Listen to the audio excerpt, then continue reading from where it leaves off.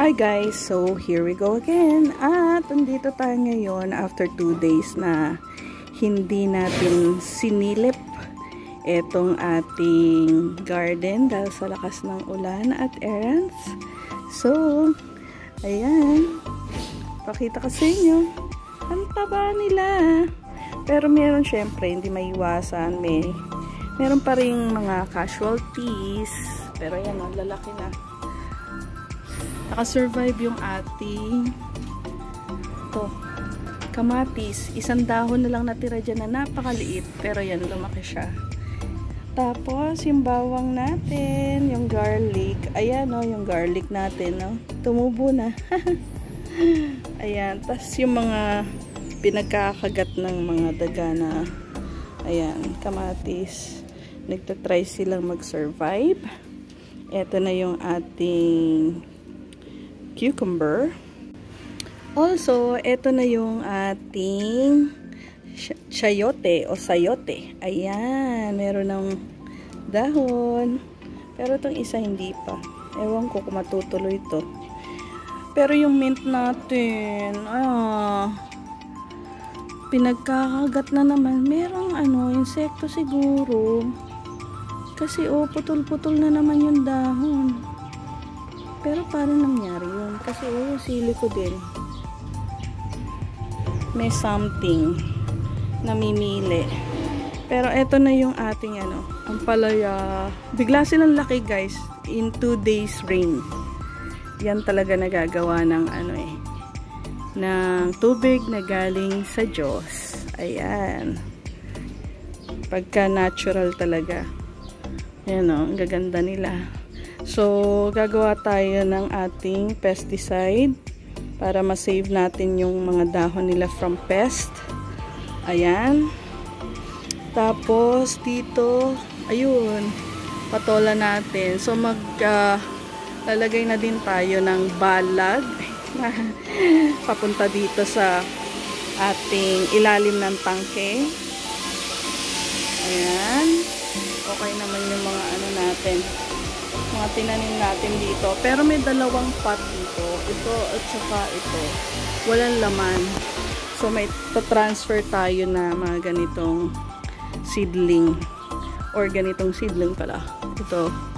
Papakita ko sa inyo. Dito sa kabila. Yan. Ito na yung dito sa hanging natin. Laki na din ang ating pechay dito. Yan. Ito pa. May naligaw na isa. Carrots ang tinanim ko dito eh. Oops, may kumain. Ayan, ano kaya yun? Nasa lupa yung kumakain na yun. Pero eto na yung ampalaya nating 4. Ayan, ang taas na nila. Malapit na siya. Eto yung nauna, malapit na siya dito. Ayan. Yung ating parsley. Eto guys, so may casualties man tayo, meron tayo maipapalit. And yun yung sinasabi sa inyo, pag galing sa seed hindi magagaranti na okay, kasi yung iba dito medyo matagal ko nang tinanim pero kahit isa walang nabuhay. Ito yung natin, basil, sweet basil natin, and yung ating garlic, tumubo siya. Ayan guys, so eto, pwede pa natin paglagyan yung pechay natin doon. So kailangan talaga gumawa na tayo ng pesticide para sa mga kumakain ng mga dahon-dahon. Ayan, eto pa guys, strong. Ayan. So ito, wala. May mga tinanim tayo dito guys eh. Dito may nakita akong dahong maliit. Pero hindi ko alam kung yan yun. I think hindi eh. Ito parang may nagsastrive. Pero kasi naulanan sila ng malakas. Hindi ko alam kung hindi nila kinaya. Yung ginger natin. Yan. Nagpapakita na siya ng buds. Zoom ko sa inyo. Ayun o. Ayan. Yan. Yan. Diyan tutubo yung dahon niya. Ayan o. makita. Ayan.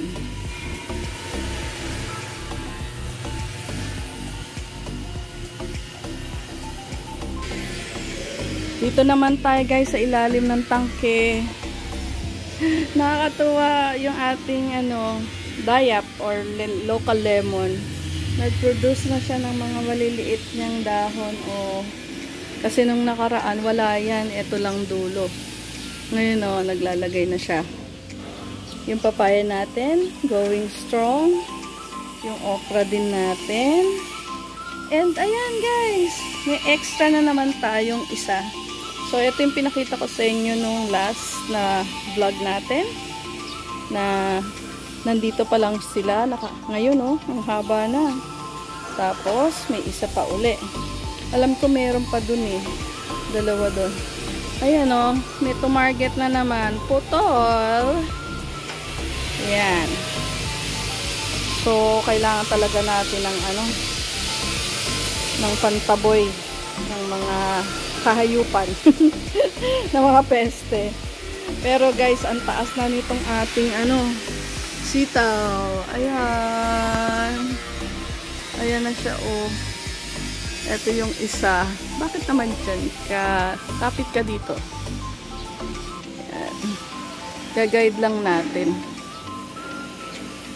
Para hindi sila mag-roll sa taas.